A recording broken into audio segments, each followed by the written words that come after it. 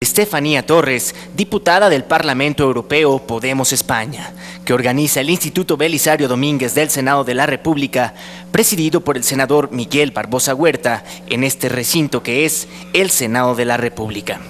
Para esta conferencia nos acompaña en el presidium el doctor Gerardo Esquivel Hernández, coordinador ejecutivo de investigación del Instituto Belisario Domínguez.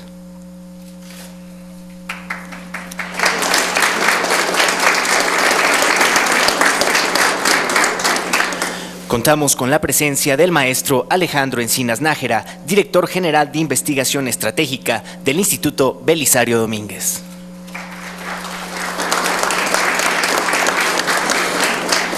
Desde luego, nuestra ponente, Estefanía Torres, diputada del Parlamento Europeo Podemos España.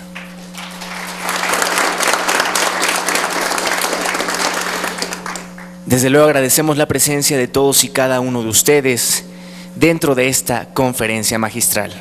Señoras y señores, para dar la bienvenida y sin más preámbulos, yo cedo el uso de la palabra al maestro Alejandro Encinas Nájera, director general de investigación estratégica del Instituto Belisario Domínguez y quien fungirá como el moderador de esta conferencia.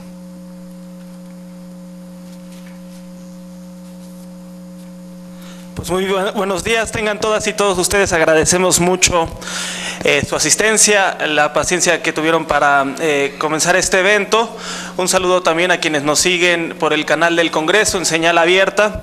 Y la verdad, quiero decir que estamos muy contentos de hoy auspiciar la conferencia de Estefanía Torres, eurodiputada por el partido Podemos. No solamente porque ella ha hecho un trabajo intensivo en temas como medio ambiente, agricultura desde la comisión, sino también porque ha establecido o está encargada por parte del Parlamento Europeo de esta comisión que establece las relaciones bilaterales de la Unión Europea, del Parlamento Europeo con nuestro país.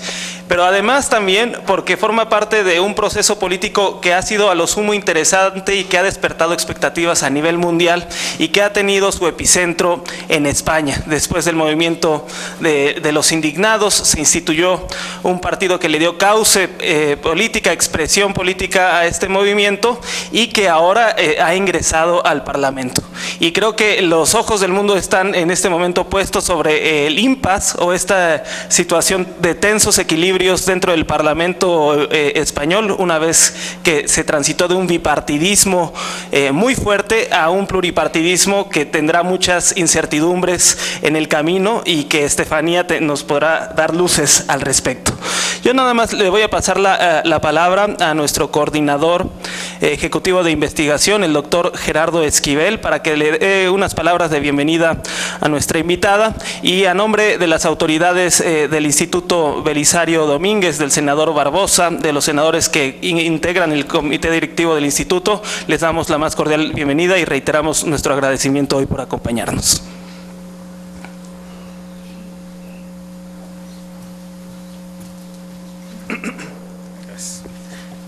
Bueno, buenos días a todos y todas ustedes.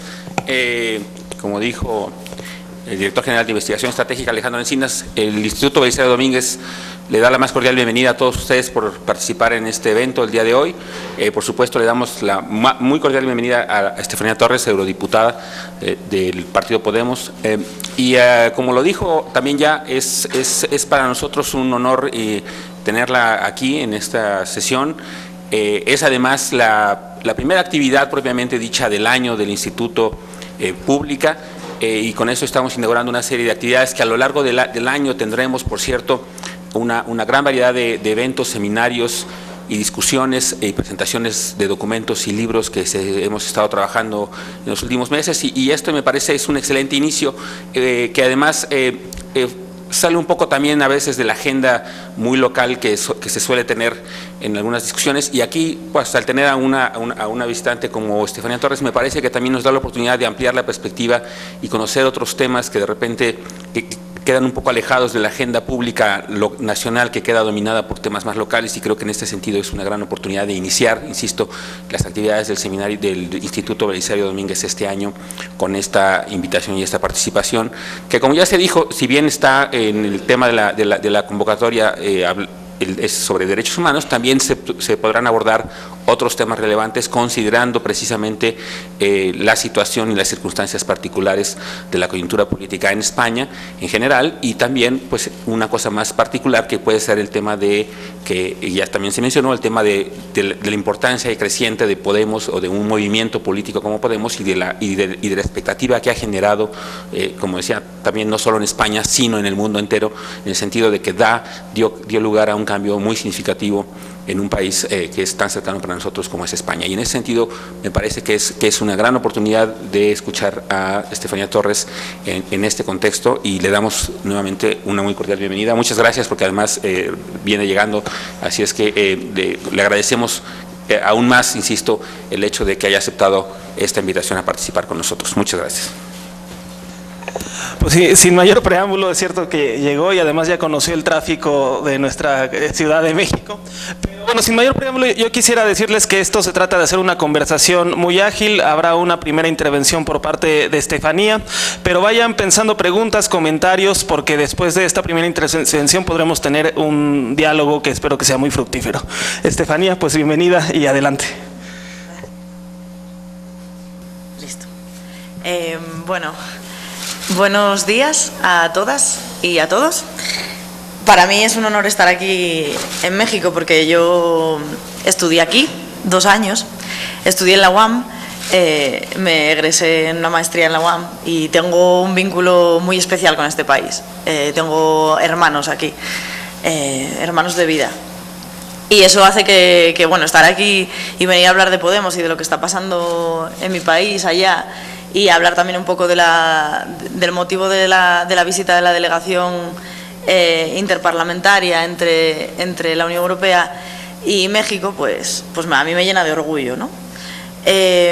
Sufro México porque lo vivo, ¿no? Quiero decir, el vínculo tan grande que he creado con México, o que hemos creado entre mis hermanos de acá y yo, pues hace que a mí México me duela muchas veces, ¿no? Y sigo lo que pasa aquí, sigo la actualidad política de México de cerca, y creo que parte de la responsabilidad que tengo en Europa también es defender a la ciudadanía mexicana y lo mucho que sufren en distintos ámbitos, como ya sabéis, especialmente el ataque sistemático a los derechos humanos.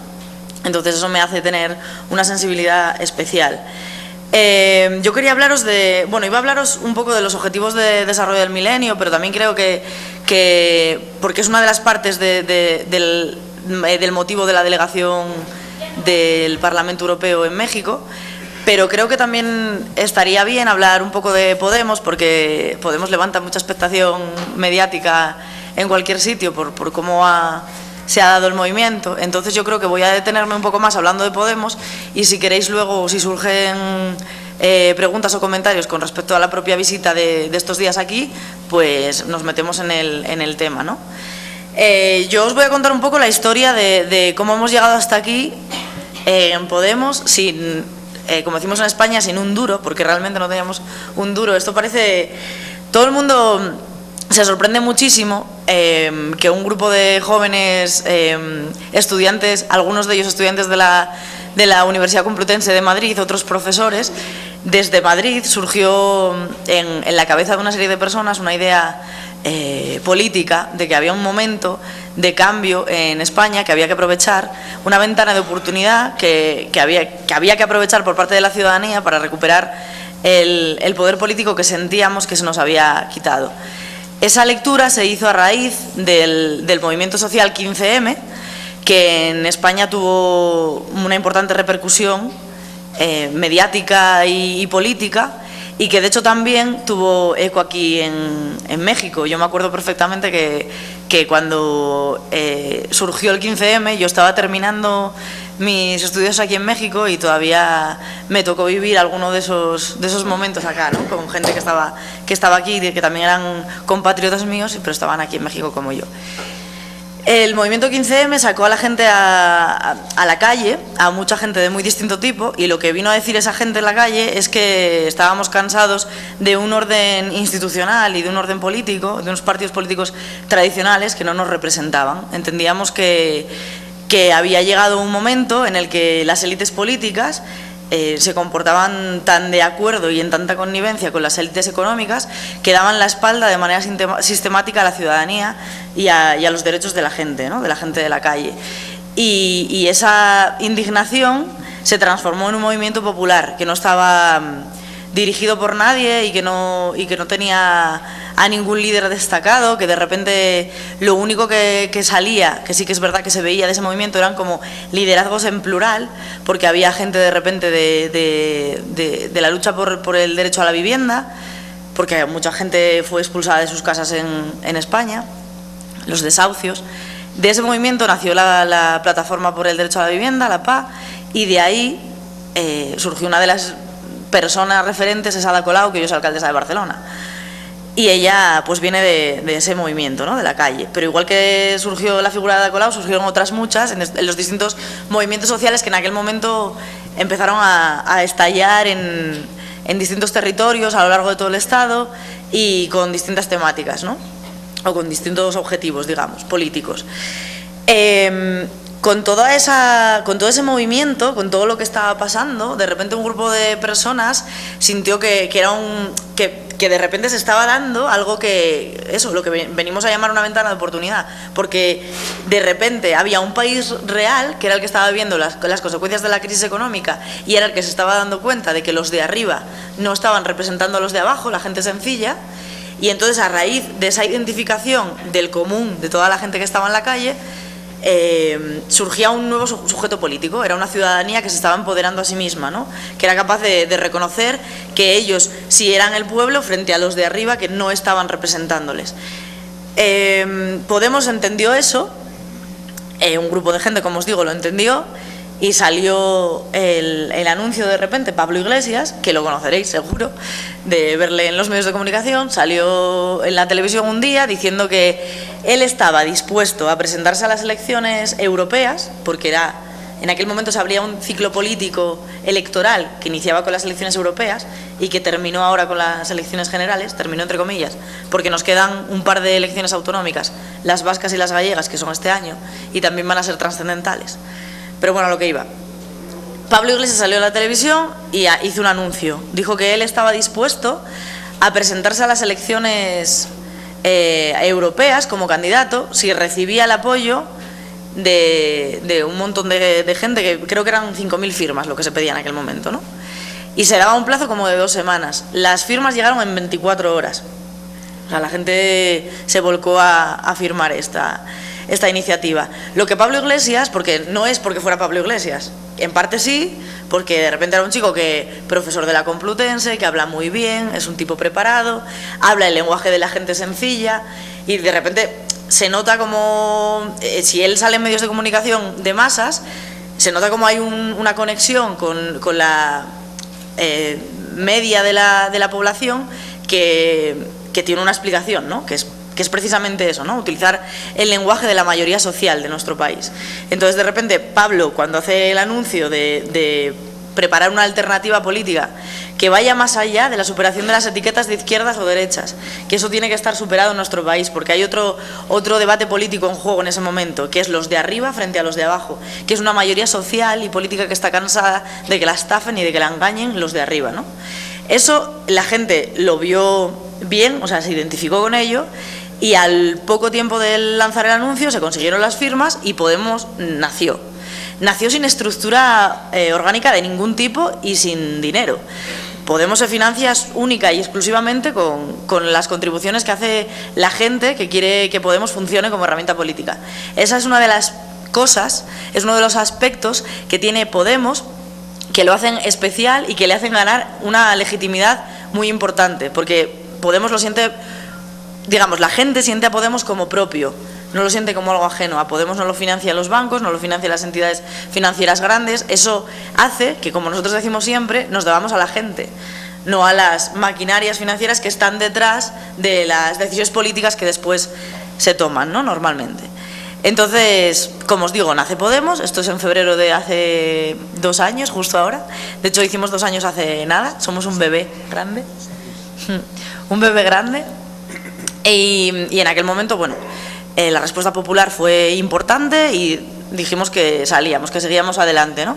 Si había un proceso de primarias, yo me presenté a aquellas primarias, por eso ahora estoy en el Parlamento Europeo, hubo votaciones, todo el mundo podía votar las listas, eran listas abiertas por completo, no hacía falta nada más que inscribirse en una página web y votar el orden de la lista que querías o a los 5 candidatos que más te gustasen o candidatas, y la única corrección que metimos en aquel momento fue una corrección de género, es decir, para asegurar paridad en las listas era hombre-mujer o mujer-hombre, en función de quién fuera el más votado.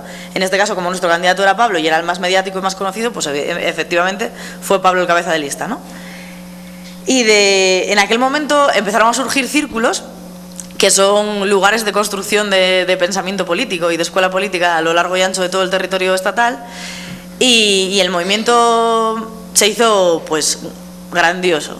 Se hizo tan grande que, a pesar de tener a los medios de comunicación en contra, de no tener casi visibilidad pública en la televisión, más que la del propio Pablo Iglesias, cuando iba a los debates de la tele, y eso ayudaba mucho, más allá de eso, pues no teníamos apenas espacio mediático, ¿no?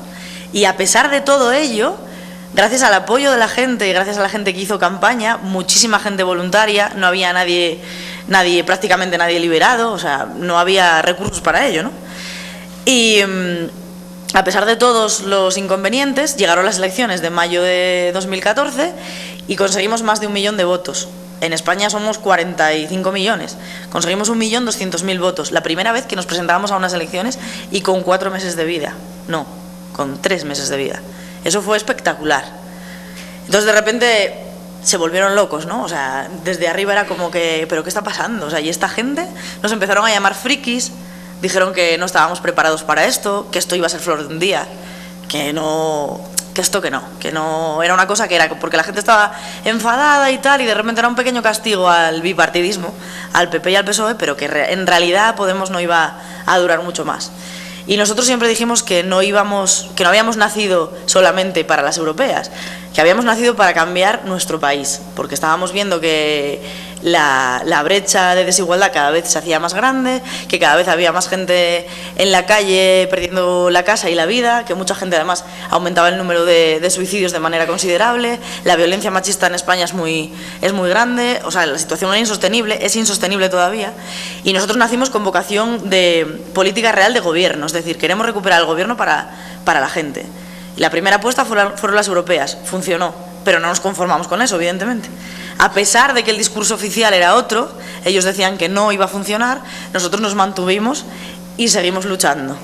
En noviembre de 2014 se celebró la Asamblea de Vistalegre en Madrid, donde se decidió la construcción orgánica interna de Podemos.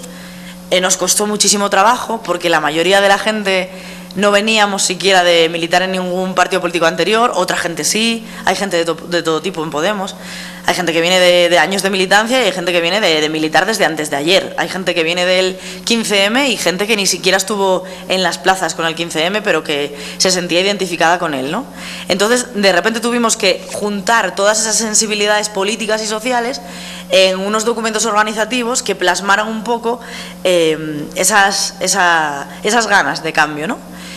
Y lo conseguimos con sus defectos y virtudes y seguimos adelante.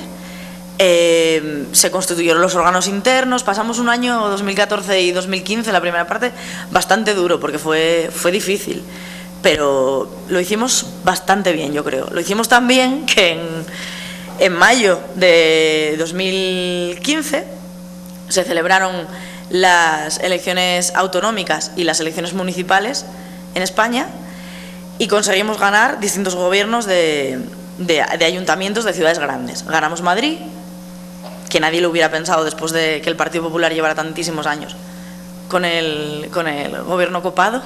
Ganamos Barcelona, Ada Colau es alcaldesa, Ada Colau, la que antes defendía en la calle y siempre defendió en la calle a la gente que se había quedado sin vivienda, pues ahora era alcaldesa de la ciudad de Barcelona, es alcaldesa.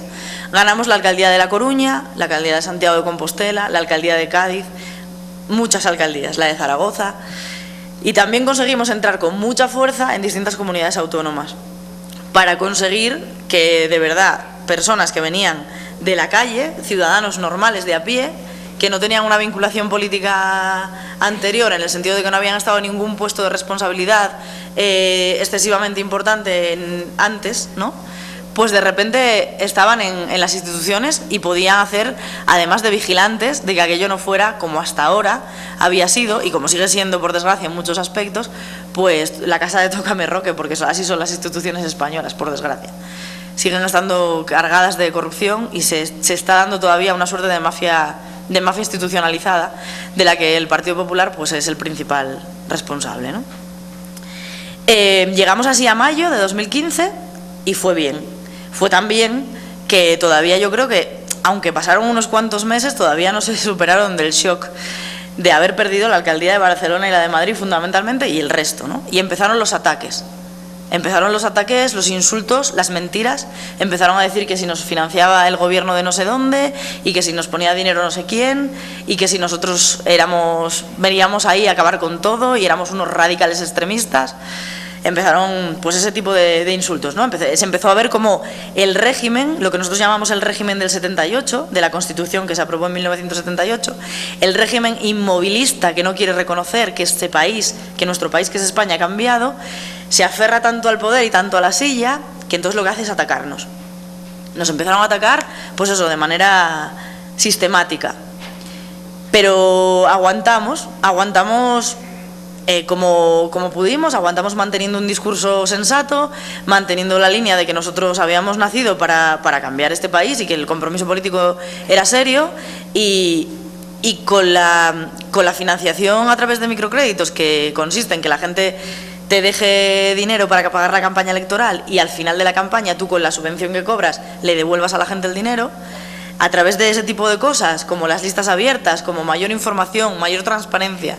En la página web de Podemos, por ejemplo, no solamente están colgados todos los salarios de todos los responsables públicos, sino que también están colgados todos los tickets de todo lo que nos gastamos en las partidas de oficina hasta el último céntimo. Aquí una anécdota, o sea, yo tengo un compañero que lleva finanzas en el Parlamento Europeo y me manda mensajes hasta para ajustar 0,01 céntimo de euros. O sea, porque somos absolutamente escrupulosos con el tema del dinero público, porque nos han robado tanto que creemos que lo mínimo es como un mínimo. Luego ya viene el resto de transformaciones políticas, ¿no? Pero el mínimo es ser transparente y es ser justo con la ciudadanía a la que se supone que representas, ¿no? A la que debes representar y respetar, porque es el dinero de la ciudadanía con lo que tú trabajas. Entonces, bueno, llegaron las elecciones generales, decían que no, que Podemos había deshinchado, que Podemos, claro, después de los ataques, que estábamos de capa caída, que Podemos no iba a conseguir nada, lo de siempre, ¿no? Que era flor de un día, y que, bueno, lo de las autonómicas y municipales había funcionado porque, bueno, en distintos territorios igual sí, por los liderazgos, pero bueno, que las generales iba a ser diferente, porque no iba a tener tirón. Pero llegaron las generales y sacamos 5.200.000 votos, 5.100.000 y pico votos. Nos sacó el Partido Socialista a nosotros casi 300.000. El Partido Socialista, que lleva pues toda la vida y que tiene una estructura orgánica importante y que tiene representación en muchos territorios del Estado. Conseguimos ser la tercera fuerza política pisándole los talones a un PSOE que ya no representa a muchos de sus votantes tradicionalmente socialistas, ¿no? Que se sienten más identificados con el discurso de Podemos. Volvió a ganar el Partido Popular las elecciones generales. Esto es la peor parte del resultado, pero nosotros estamos muy contentos porque en 2 años hemos conseguido pues sacar un 21% de los votos, que es pues una barbaridad, ¿no? Esto no lo habríamos pensado y nosotros decíamos que nacíamos para ganar, pero la verdad que hasta a nosotros nos sorprendió el grandísimo resultado que sacamos en las elecciones generales. Ahora, ¿cuál es el panorama a nivel estatal? Bueno, a nivel estatal la situación es de bloqueo porque hay un bloque de los partidos políticos tradicionales, el Partido Popular absolutamente inmovilista, que no reconoce, vive directamente, o sea, yo tengo la sensación de que Mariano Rajoy vive en un país diferente al que vivo yo y al que vive la gente de mi pueblo y la gente de mi barrio, vamos, está en otra dimensión directamente, ¿no? Mariano Rajoy y toda la cúpula del Partido Popular.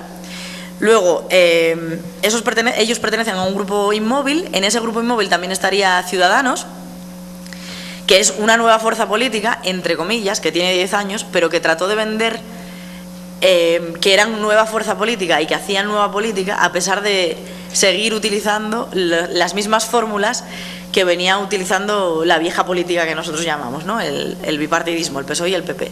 Y es un bloque inmovilista el de Ciudadanos, porque Ciudadanos, a pesar de decir en campaña electoral que no iba a apoyar al PP para gobernar, pues ahora ya le está dando, vamos, Albert Rivera, que es su líder, le está dando a Mariano Rajoy casi cheque en blanco y lo que haga falta, ¿no? Para estar de alguna manera en el gobierno. Y luego está, por otro lado, la otra tercera fuerza inmovilista, que es el PSOE. El PSOE ahora mismo tiene dos almas, porque hay una buena parte de los militantes socialistas que se sienten identificados con el discurso de Podemos y que de hecho quieren un gobierno de coalición con Podemos y con Izquierda Unida, que sería un gobierno de progreso y un gobierno urgente que necesita la ciudadanía española. Pero hay otra parte que se resiste a cambiar. Y está, por ejemplo, Susana Díaz en el Parlamento Autonómico Andaluz, que es la secretaria general del PSOE en Andalucía, y la presidenta de la Junta de Andalucía. Ella está en el sector inmovilista interno del PSOE, ¿no? Y hace un bloque que no le está permitiendo a Pedro Sánchez, que es el actual líder del PSOE y fue el candidato a las elecciones, no le permite a él hacer cercanía con nosotros, con Podemos, ¿no? Cuando sabemos que hay muchísima gente que ha votado al PSOE y que está deseando que haya ese cambio, porque tenemos que impedir que el Partido Popular, que ha hecho que se perpetuara o se perpetuase la mafia institucionalizada de manera permanente en España, no podemos permitir que siga en el poder. Entonces, la ciudadanía ahora mismo está un poco a la expectativa, estamos todos esperando a ver si el bloque del cambio dentro del PSOE puede tender la mano a Podemos y hay un gobierno de cambio, o si nos esperan 4 años más de Partido Popular, o si finalmente el PSOE va con Ciudadanos, que a Ciudadanos para nosotros es más de lo mismo, así que no va a haber acercamiento en ello. Y nosotros pues seguiremos defendiendo lo que venimos defendiendo hasta ahora, un proyecto de país diferente. La diferencia que hay fundamental entre Podemos y el resto de fuerzas políticas es que Podemos ha venido de la calle, digamos, viene legitimado por la ciudadanía en todos los sentidos, porque hasta depende para financiarse de la propia ciudadanía, pero además el discurso político es diferente en el sentido de que nosotros reconocemos que hay distintos problemas políticos en España por resolver, que solo se resuelven a través del uso de la democracia. Y aquí está el principal problema político abierto que tenemos ahora mismo, que es el de Cataluña. Cataluña está viviendo un proceso de soberanista o de reflexión de lo que quiere ser ella misma con respecto al resto del Estado, de cuál es la relación que la ciudadanía catalana quiere tener con el resto del Estado. Y en lugar de sentarse a hablar con los ciudadanos catalanes o de preguntarles directamente a ellos qué es lo que quieren, cuál es la relación que quieren tener con España, de celebrar un referéndum para que Cataluña no se vaya, el bloque inmovilista del PP y buena parte del PSOE, a pesar de que el PSOE en su día defendía justamente lo contrario, se niegan a hacer cualquier consulta ciudadana a Cataluña y se niegan, por tanto, a resolver un problema político que venimos arrastrando desde hace años, ¿no? Que nosotros entendemos que solo los problemas políticos se resuelven a través de soluciones políticas y a través de democracia. Entonces este bloque se cierra y no atiende a ningún tipo de razón y a ningún tipo de posibilidad de que haya ningún debate, ningún proceso constituyente, que entendemos que también es necesario por las distintas realidades territoriales que tenemos en España. Porque no es solo Cataluña, porque también podría ser Galicia, porque podríamos hablar de Asturias, porque podríamos hablar de Andalucía, podríamos hablar de Euskadi. Desde Podemos entendemos que España es un país de países, es un país de naciones políticas diferentes, pero queremos construir un relato de fraternidad entre todas ellas. Entendemos que todos formamos parte del mismo Estado. Aquí en México sois una república federal y creo que no pasa nada. Pero en España parece que es como un problema asumir que hay distintas entidades nacionales en este sentido, ¿no? Y que asumir que hay diferencias nacionales no es ningún ataque hacia nadie, ni es un ataque hacia el otro, ni hacia lo diferente, sino que es lo contrario, es la riqueza precisamente de todo lo que somos. En este punto estamos y en este punto seguimos adelante. Nosotros en el Parlamento Europeo estamos luchando porque el discurso de Podemos permanezca vivo allí. Somos 5 eurodiputados, estamos en minoría, en clara minoría, ¿no? Estamos en el GUE, en el Grupo de la Izquierda Unitaria Europea, y hacemos pequeñas cosas para poder hablar de la Europa de los pueblos, hacer esa transformación que creemos que es tan necesaria de Europa, y para poder seguir dejando claro que las instituciones, si son democráticas, son de la gente, no son de las élites financieras, y no son de unas élites que nos quieren ahogar a través de recortes y de austeridad. Todo lo contrario, las instituciones tienen que estar al servicio del pueblo. Y ahora mismo tenemos una serie de retos como ciudadanía y como partidos políticos, instituciones políticas, la sociedad civil en general, todos y todas tenemos una serie de retos importantes. Uno es el cambio climático, a pesar de que mucha gente no quiera hablar de él o que no lo asuma como un problema real. Y otro es el de la extrema pobreza y desigualdad que todavía nos asola en distintos lugares del mundo, como pasa aquí en México, que es bastante grave. Y también sucede en España, quiero decir. De ese problema de la pobreza, precisamente las mujeres somos las mayores castigadas, porque si un territorio es pobre, las mujeres de ese territorio lo son todavía más. Tenemos mayores dificultades para acceder a los recursos, al trabajo, incluso a la representación política, ¿no? Esto está demostrado. Ante todos estos retos sociales, políticos, económicos, medioambientales que tiene la sociedad, el papel de Podemos en el Parlamento Europeo es precisamente ponerlos en jaque y hacer que los Estados no solamente firmen declaraciones maravillosas, cargadas de buenas intenciones, sino que apliquen políticas públicas que de verdad sean vinculantes y que de verdad consigan cambiar las cosas. Porque al final el medio ambiente y los problemas climáticos y la pobreza, la crisis de los refugiados, de las migraciones, no entiende de fronteras. Al final, todo este tipo de cosas nos afectan a todas y a todos. Lo primero es la solidaridad internacional, y la solidaridad internacional basada en la fraternidad entre los pueblos. Entonces, con este mensaje final, yo os dejo ahora que vosotros habláis, me comentáis lo que queráis y seguimos hablando. Ya está.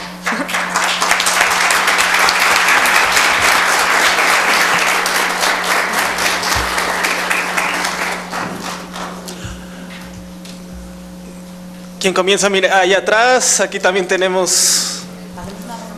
Hagamos una ronda de 3, 4 preguntas si les parecen y va respondiendo Estefanía. El micrófono está ahí. ¿Sí? Muchas gracias. ¿Qué tal? Buenos días. Mi nombre es Ana Laura Velázquez. Hago la pregunta a título personal. En relación a la austeridad que mencionabas de cómo se ha manejado Podemos y el desarrollo de su partido político, ¿qué opinión te merece pues este aspecto que tienen los partidos políticos en México en relación al gasto de un presupuesto que en ocasiones es considerado excesivo por la ciudadanía, o pues las denominadas dietas, salarios, etcétera? O como un ejemplo podría ser incluso el edificio en el que nos encontramos, que mucha parte también de la ciudadanía lo considera como un lujo excesivo, con salones de belleza, aerolíneas y demás. Bueno, me gustaría saber cuál es la opinión al respecto de, pues en primer lugar, a título personal y como partidaria de Podemos. Muchas gracias. Muchas gracias, Ana Laura. La siguiente pregunta, por favor. Sí, me llevo 2 minutos en formularla. Perdón. Gracias. Bueno, el Papa Francisco va a hacer una visita sorpresiva y se va a reunir, antes de llegar a México, se va a reunir con el ministro ruso, que es una visita histórica. En 1000 años no se han reunido los líderes de la Iglesia Católica Romana y Ortodoxa. El tema obvio va a ser la migración, ¿no? Además de las matanzas de cristianos en Medio Oriente.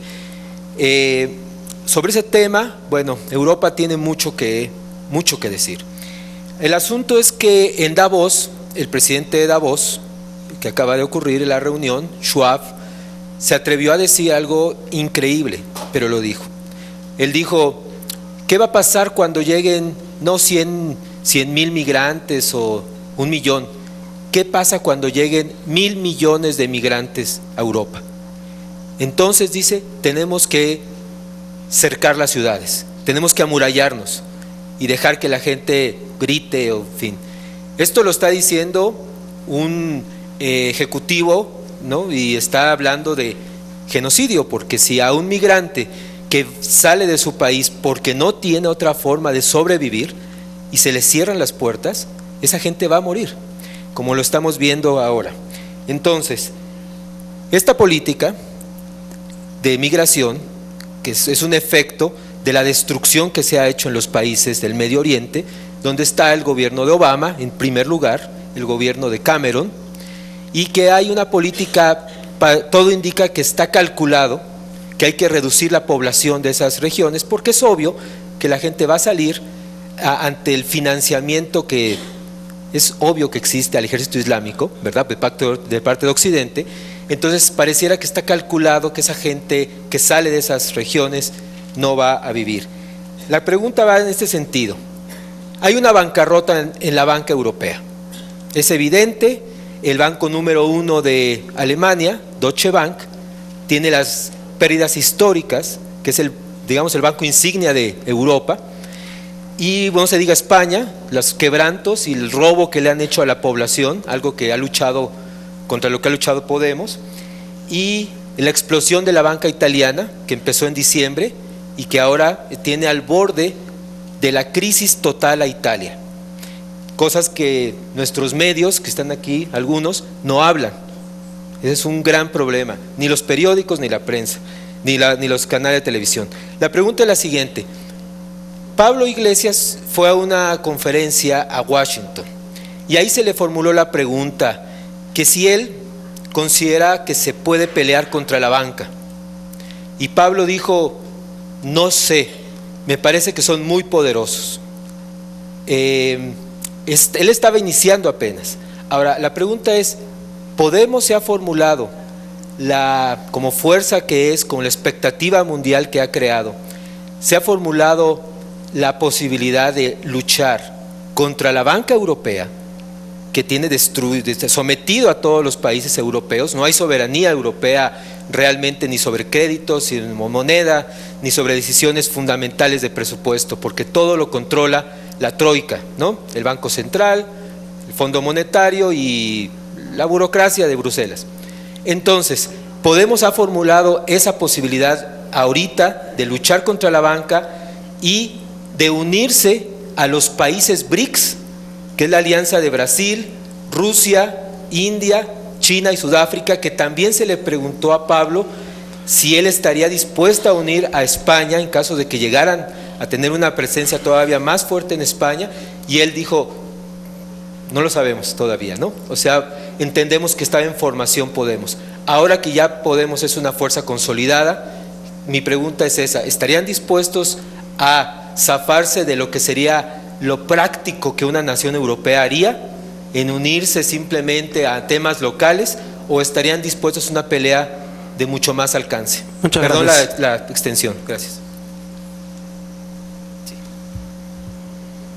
Sí, ¿qué tal? Estefanía, soy Juan García, reportero de Sin Embargo, y bueno, un poco la pregunta es esta, ¿no? Tú mencionaste, ¿no?, que cuando estuvo el movimiento en España, pues también hubo repercusiones incluso en México, ¿no? Y tal vez ese sería, guardando la diferencia entre ambos países, pues un denominador común, ¿no? La indignación, el aliento de un cambio, ¿no? Pero en México lo que más hemos visto en términos prácticos en la política es el arribo de ciertos candidatos que se han postulado de manera independiente, no de partidos políticos. Yo le quiero preguntar, muchos de estos candidatos pues en realidad sí llegaron de forma independiente, pero tenían una militancia de otros partidos políticos previa, ¿no? Entonces, preguntarle si para usted realmente un cambio en el sistema puede venir de estos candidatos independientes, o más bien se tiene que gestar por otras formas de organización ciudadana. Una última pregunta y después hacemos una segunda ronda. Ok, gracias. Mi nombre es Eloisa Alviso. Hay un tema de derechos humanos que creo que está pendiente. Se está avanzando mucho como para crear vínculos entre las naciones para atender muchos temas de orden global, como el clima y diversos temas. Pero me doy cuenta de que hace falta que los estados prevean una normatividad para las personas que quedan en estado de indefensión, porque el Estado no te reconoce tus derechos sin una personalidad jurídica que te la deben de reconocer con ciertos requisitos, ¿no? Pero, por ejemplo, en el caso de los niños de Palestina, que son familiares, no tienen documentos, y aquí en México y en muchos otros lugares de inmigrantes que tienen hijos con mexicanos, y si yo no tengo papeles, pues mis hijos, ¿por qué los van a tener? Entonces es un tema de que los derechos humanos su deber ser reconocerlos porque entonces el positivismo te dice, sabes que para reconocerte este derecho, pues te tengo que primero reconocer la personalidad. ¿Qué pasa con todas las personas en estado de indefensión que no cubren con estos requisitos por tragedias, por controversias mundiales, lo que sea?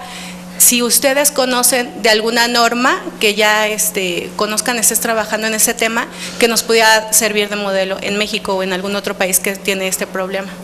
Muchas gracias. Pues Estefanía, austeridad, política monetaria, derechos humanos, impacto de candidaturas independientes, toda una disertación por elaborar. A ver, voy con la austeridad lo primero es que si se le va a pedir a la gente que sea austera, lo primero es que nos apretemos el cinturón nosotros, ¿no? Yo voy a hablar de Podemos, sobre todo de lo que hemos hecho nosotros, y si puede servir luego de ejemplo, pues estupendo. Voy a hablar de mi caso concreto, que estoy en el Parlamento Europeo, pero hay un código ético que de hecho nos vincula a todos los representantes públicos de Podemos. Y es que nosotros cobramos 3 salarios mínimos interprofesionales españoles, ¿vale? Que es como, son en euros, son 1.800 y pico euros al mes.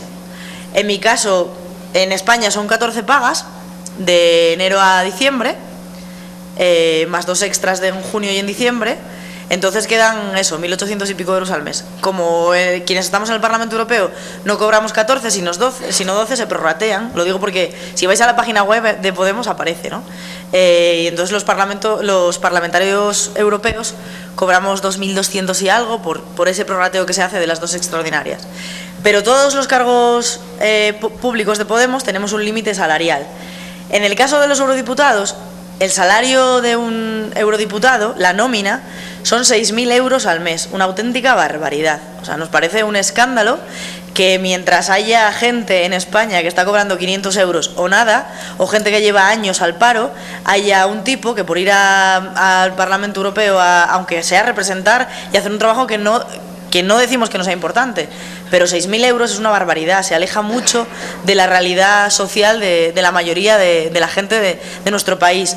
Entonces ya no se trata tanto de lo que cobres o lo que dejas de cobrar, sino que hemos puesto ese límite de los 3 salarios mínimos para vincular de alguna manera los salarios públicos a lo que cobra la mayoría de la población. Eso creemos que es fundamental, porque te hace vivir. Y no vivimos mal, es decir, yo tengo un buen salario, o sea, no me puedo quejar para nada. Hay gente en mi país que cobra poquísimo dinero. Entonces hay que buscar un equilibrio y decidimos ese porque nos parecía que era justo, ¿no? Si es verdad que hay gente que está en Podemos ahora que antes cobraba más en su profesión y ahora cobra menos en la política, pero bueno, entendemos que la política no está para enriquecerse uno, sino que la política tiene que ser un instrumento que esté al servicio de la gente, ¿no? Y partiendo de esa base viene todo lo demás. Lo mismo con lo de tratar de ser austeros, o sea, en el Parlamento Europeo tenemos distintas partidas presupuestarias y tenemos un código ético también de comportamiento para ser lo más austeros posibles con el dinero que gastamos, pues en teléfono, en taxis, en este tipo de cosas, ¿no? Y del mismo modo, en el Parlamento Estatal, ahora todos los compañeros que entraron, los 69 que entraron a raíz de las elecciones generales, pues, por ejemplo, renunciaron a una cosa que hay en España, que es 3.000 euros anuales para gastar simplemente en taxis. Ellos renunciaron a ello y han hecho otras renuncias puntuales. No me conozco exactamente todas todos los pormenores de cómo se manejan las finanzas en el Congreso, porque yo no estoy allí, pero la lógica es esa, ¿no? Es decir, es no perder el pie de la calle. Es que la institución te sirva para transformar, pero que no pierdas la realidad política y social de donde vienes, porque entonces no tendría sentido ni el movimiento, ni el partido, ni el instrumento. Yo no sé si contesté a tu pregunta, pero por ahí. Migración y crisis de refugiados. Y un montón de cosas más. Y Pablo Iglesias frente a la Troika y nosotros frente al mundo. Bueno, a ver, Podemos tiene muchísimos retos que enfrentar porque ha nacido con una vocación de cambio político claro. Y eso significa que en un momento dado vamos a tener que tomar decisiones seguramente que no nos guste tomar cuando estemos en el gobierno. Y hay que ser honestos. Pero también creemos que cuando tengamos que tomar esas decisiones las vamos a hacer siempre pensando en el bien de la mayoría social de nuestro pueblo.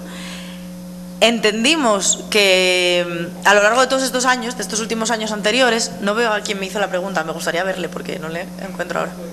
Ah, acá atrás, vale. Entendimos que en todos estos años anteriores lo que ha pasado precisamente es que al pueblo, a la mayoría social de nuestro país, a nuestra ciudadanía, se le ha despojado de su poder democrático real, ¿no? Y al habérsela despojado de ese poder democrático real, realmente, valga la redundancia, estaba indefensa y no tenía capacidad de transformar nada. Cuando el pueblo entra en las instituciones es capaz de generar un tipo de pulso, pero eso no va a ser fácil. Y precisamente para no perder esa legitimidad en la calle, no hay que perder tampoco de vista que tienes que seguir siendo gente. Eso también responde a la primera pregunta. ¿Por qué digo esto? Porque sí, nos vamos a tener que enfrentar a la Troika y a muchísima gente mala que no quiere cambiar las cosas y no quiere transformar este sistema económico, que entendemos que es el principal problema, ¿no? El problema principal es que el mal desarrollo de este planeta está abocándonos pues, a un fracaso absoluto de la raza humana en general. Y para cambiarlo hace falta cambiar los paradigmas económicos y pensar en otra forma de hacer las cosas. Pero claro, para llegar a eso necesitamos tener un pueblo empoderado.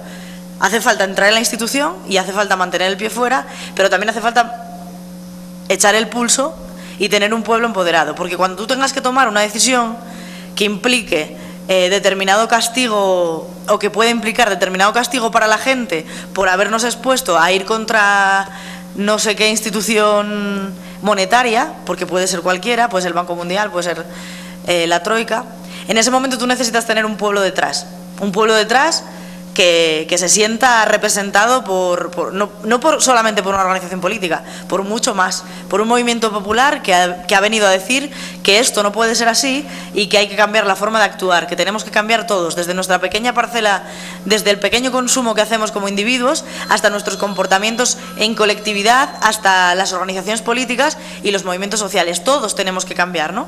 Pero para eso hace falta construir pueblo. No sé las decisiones que va a tomar Podemos. Yo espero que Podemos esté más pronto que tarde en el gobierno y que formemos parte de una vanguardia que es necesaria en Europa y que es necesaria en el mundo. Creo que empezamos a hacerlo ya y creo que tenemos muchísimo camino por recorrer. Y en ese camino habrá que debatir mucho y habrá que pensar muy bien qué decisiones tomamos y habrá que tener claro sobre todo hacia dónde vamos, qué es lo que realmente queremos conseguir. Y queremos conseguir que nuestro pueblo sea libre y que el resto de pueblos del mundo pues también lo sean, sobre todo libres de ataduras financieras que lo que hacen es acabar con la vida y la salud y los derechos humanos de la gente. Y sobre todo también porque lo que decía al principio, la solidaridad internacional y entender que las personas migrantes que se ven expulsadas de sus territorios porque las élites económicas han acabado con los recursos naturales de su tierra, pues no somos irresponsables de eso, todos tenemos una parte de responsabilidad.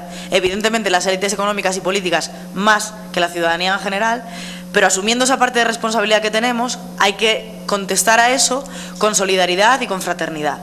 Por eso, por ejemplo, en los ayuntamientos del cambio de España se han hecho un montón de acogidas a los refugiados y estamos esperando que el gobierno español deje pasar a muchos de ellos para poder acogerles en muchas casas de mucha gente que está deseando recibir a los refugiados que vienen escapando de guerras y de hambre y de desolación. Vale, el reflejo en México. la pregunta de si es necesario, de si solo basta con que candidatos independientes hagan o formen parte de una herramienta política, yo creo que no basta para nada. Puede servir que de repente alguien que tiene una trayectoria política, que incluso viene de una formación política y estuvo en un puesto de responsabilidad, porque esto puede pasar, pero es una persona íntegra y tiene una trayectoria pues respetable, puede pasar que forme parte de un movimiento, pero ese movimiento tiene que ser popular y tiene que ser mayor que las siglas. Lo que le pasa a Podemos y lo que pasó con Podemos, y por eso funcionó, es que desbordó democráticamente al resto de formaciones políticas, porque no son solo unas siglas, Podemos es un movimiento popular. Podemos supo ser generoso con las distintas formaciones políticas que en distintos territorios, como Galicia, Cataluña, el País Valenciano, etcétera, en esos territorios había ya fuerzas políticas anteriores y movimientos sociales que ya estaban arraigados en el terreno, y entonces ahí Podemos fue generoso y buscó la confluencia con esa gente para tratar de hacer una herramienta fuerte que respondiera a las sensibilidades territoriales y nacionales de esos lugares, ¿no? Entonces, no se trata solamente de sumar siglas o de hacer incluso suma de individualidades políticas que tengan repercusión mediática, sino que se trata de una herramienta política que la gente sintió como propia. La gente tiene que sentir que esa herramienta le pertenece, que va a poder decir algo a esas personas que están ahí y que de alguna manera va a ser escuchada, que va a haber mecanismos que le permitan elevar una propuesta, votar en un referéndum. Nosotros preguntamos a la gente si estaba de acuerdo con que hubiera confluencia en cada uno de estos territorios. Hicimos un referéndum consultivo a todos los inscritos de Podemos para resolver, por ejemplo, si en Cataluña querían o no querían que fuésemos con otras siglas. Y lo hacemos para todo. Las primarias son abiertas y solamente hace falta inscribirse en la página. Es decir, no hace falta ni siquiera pagar una cuota, ni muchísimo menos. Cualquiera puede votar. Y eso hace que tu legitimidad sea tremenda, que seas tan valiente para asumir que realmente el poder lo tiene el pueblo. La democracia le pertenece a la gente, más allá de líderes políticos y más allá de una sigla cualquiera. Entonces yo creo que la magia, digamos, entre comillas, o por qué ha funcionado Podemos es porque ha sabido ser una herramienta en manos de la mayoría social de nuestro país. Y vale, el mecanismo de derechos humanos.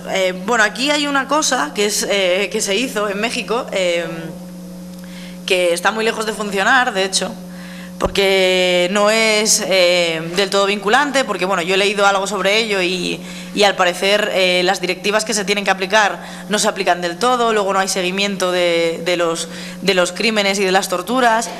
Es una vergüenza que todavía no se sepa nada de Ayotzinapa a estas alturas de la película, ¿no? Es absolutamente lamentable, es bochornoso, esto es escandaloso. No tengo palabras para expresarlo, ¿no?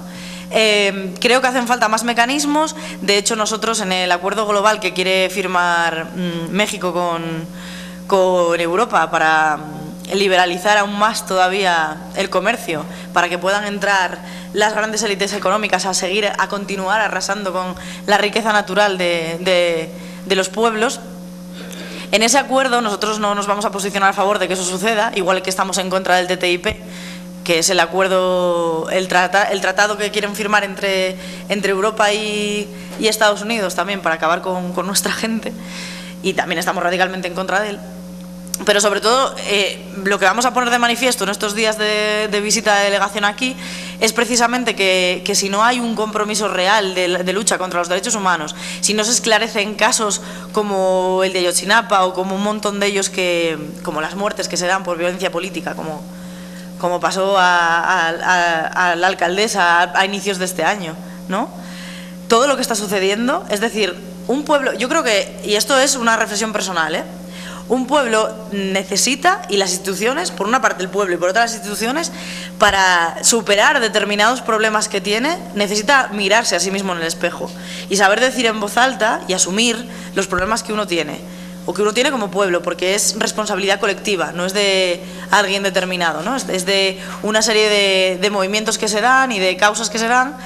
Y aquí en México el problema con los derechos humanos es muy grande. Entonces, por una parte hace falta que el pueblo sea capaz de reconocerse a sí mismo, y sé que hay mucha gente que lo hace y que lucha por los derechos humanos de manera clara, pero también hace falta que ese propio pueblo defienda a la gente que está defendiendo a los derechos humanos y visibilice a los defensores de los derechos humanos. Y por otra parte hace falta que las instituciones estén tan en manos de la ciudadanía y tan en manos precisamente de esa Carta Universal de los Derechos Humanos, como que sea un escándalo continuo, que se mate gente y que no haya consecuencias para nadie. Eso no puede suceder. Entonces, mientras eso suceda, pues evidentemente los mecanismos no funcionan.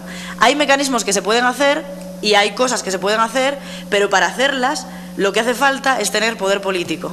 Por eso tenemos que seguir continuando con movimientos populares a lo largo y ancho de todos los territorios para hacernos con el poder político y que realmente los derechos humanos y la ciudadanía esté por encima de los intereses económicos de las grandes multinacionales y de las grandes corporaciones. Vamos a una segunda ronda de preguntas. Hay muchas manos alzadas todavía, así que les pido brevedad para que todos podamos despejar nuestras dudas o comentarios. Gracias, muy buenos días, diputada Estefanía Torres, bienvenida a México. Me llama la atención su frase, España es un país de países. En su experiencia en México, y desde su punto de vista, ¿qué va a llevar de México a España como diputada en cuanto a la idea del federalismo? ¿Qué va a tomar de ejemplo de México para España? Y en segundo lugar, su opinión y su visión sobre la educación como el arma más importante para lograr cambios y avances a nivel internacional, y la visión que tiene de la educación pública, tanto en España como en México. Gracias, bienvenida.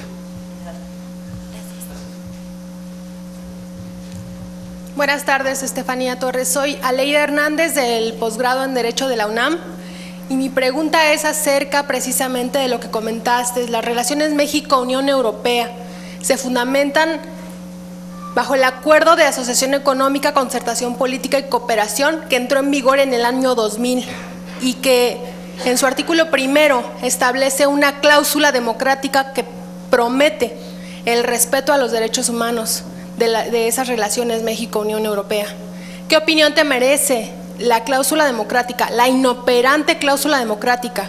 Y ya que estás en representación, como ustedes dicen, de los de abajo, ¿podría ser operante? ¿Podría, aparte de la fuerza política, la voluntad política de Podemos, hacer operante o establecer en la Unión Europea que se haga operante esa cláusula democrática para beneficio de los de abajo?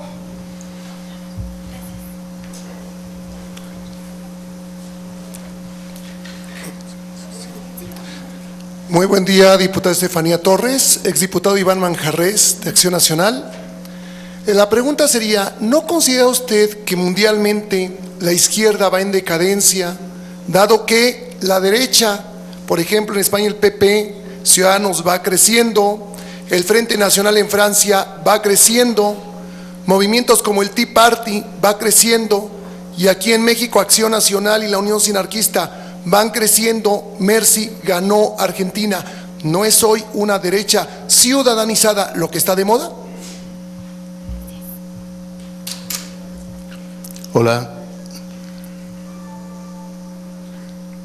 ¿Sí? Cuando usted diga. Gracias.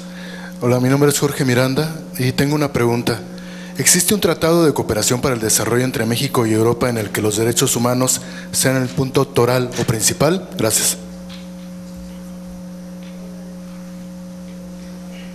Hola Estefanía, soy Arlet Corona, represento a la Dirección General de Bachillerato que pertenece a la SEP. Tú mencionas mucho que construyen pueblo, ¿no? Que tenemos que construir pueblo. A mí me interesa mucho saber qué hace tu partido para acercarse a la juventud o a los jóvenes, ¿no? ¿Qué acciones de manera muy concreta hacen ustedes y se vinculan con instituciones educativas? ¿Cómo lo hacen? Me interesa mucho poder conocerlo. Gracias. ¿Cómo ven? ¿Damos dos preguntas más o abrimos una tercera ronda? ¿Una tercera ronda? Porque ya vienen. Ok, entonces que conteste y abrimos una tercera y ahora sí última ronda.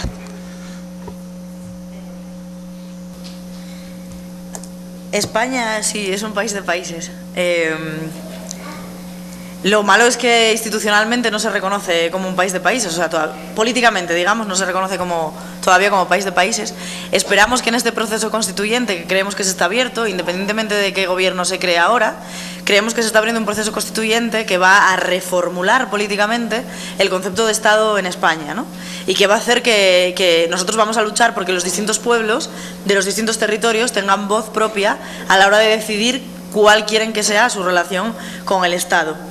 Y creo que bueno, México tiene cosas interesantes, pero que al final hay cosas interesantes políticamente para España, porque es federal, pero también hay cosas que tenemos que repensar en España, que el debate está abierto allí, ¿no? Es decir, somos países hermanos en muchas cosas, pero las particularidades políticas también son diferentes. Entonces, no sirve siempre. Hay fórmulas que se pueden utilizar perfectamente, pero hay otras que hay que repensar y que hay que hablar y ver. Yo particularmente estoy bastante de acuerdo con el federalismo. Creo que hay entidades nacionales diferenciadas en un mismo Estado, pues me parece muy positivo, porque creo que eso acerca la democracia a la ciudadanía, hace que las entidades institucionales estén más en manos de la gente en lugar de estar más lejos. Eso sí, también es necesario que, aparte de la fórmula que se utilice, pongamos mecanismos de transparencia y de participación política dentro de esas instituciones federales propias de los estados, ¿no? En este debate y en este proceso de cambio, pues esperemos que eso en España se traduzca mañana en un país plurinacional en el que todos y todas decidamos, pues, finalmente qué fórmula utilizar.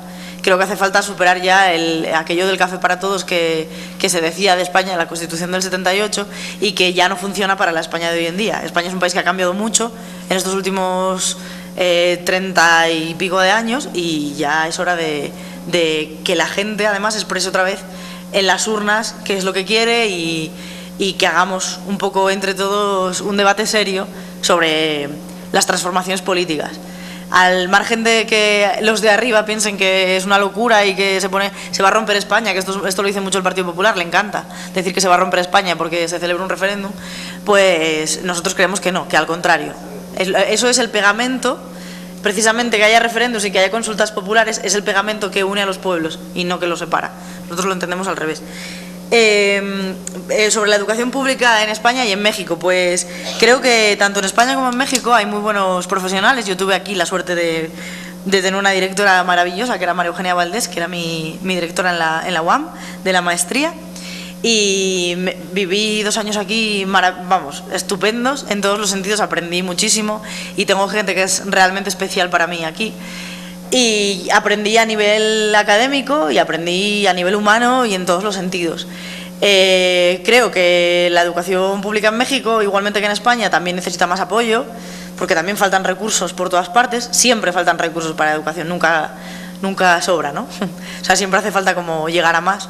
Y en ese sentido creo que tanto España como México son ejemplo, porque hay diferencias con otros países de América Latina incluso, o de otros estados, y que es verdad que en otros estados sí que es más complicado llegar a la universidad. Aquí hay mucha gente que puede hacerlo, pero aún así todavía hay que conseguir llegar a más, ¿no? Y lo mismo está sucediendo en España. Ahora, bueno, en España estamos sufriendo, no sé muy bien cuál ha sido la evolución en los últimos años aquí en México, pero en España estamos sufriendo una continua subida de las tasas académicas, y hay estudiantes que tienen que dejar de la carrera o tienen que dejar los estudios. Incluso creo que dentro de las becas de doctorado y de maestría que hay aquí, que incluso estáis un poco por delante nuestra, en el sentido de que yo, que hice parte de mi doctorado en España, aunque todavía no lo terminé y ahora con Podemos en medio, pues creo que se quedó aparcado ya,